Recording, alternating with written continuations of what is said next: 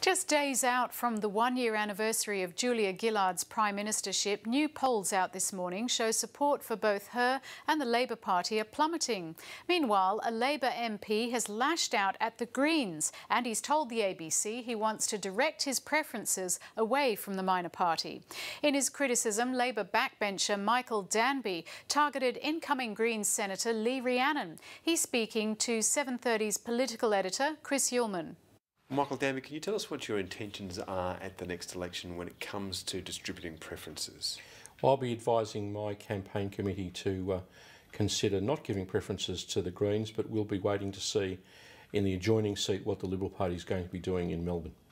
But is it Labor Party policy that you would not be directing preferences to the Greens?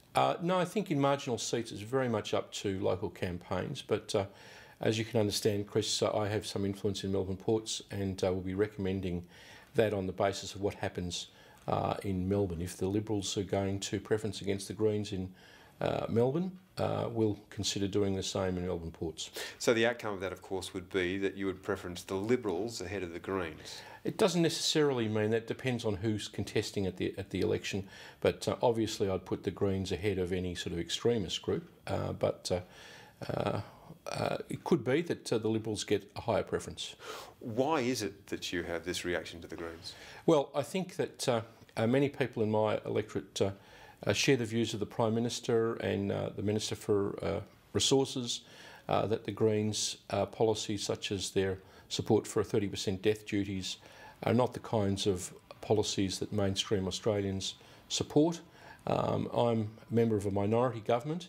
We're not in coalition with them, and many Labor Party members believe that we should make a separate and a distinct political stand. But of course your government is being supported by the Greens. Their support is very important. Aren't you concerned that this might antagonise them? Obviously, when important legislation comes up, I support the Prime Minister in dealing with whatever of the minority parties might support that legislation, but it doesn't mean that we're obliged to support them on all issues or to give them preferences. I think it's very important to call the Liberals to account in Melbourne. It's their preferences that elected the Greens last time, and if they do the right thing in Melbourne Ports, we'll consider doing the same thing. Have you been in discussions with the Liberal Party? No. And one last thing, you've likened Lee Rhiannon as the Eleanor Ceausescu of the Greens. What made you say that? It was her grim sort of Stalinesque politics that I was referring to. A person who was a member of the Socialist Party of Australia, the pro-Moscow Communist Party, and who apologised for all of the Russian invasions, or Soviet invasions of Afghanistan or Czechoslovakia, and never apologised, is a person who I think really should be held to a political account.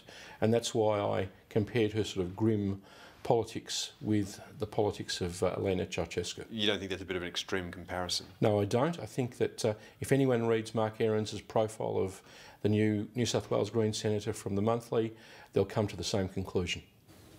That's Michael Danby speaking there with Chris Uhlmann from the 7:30 report.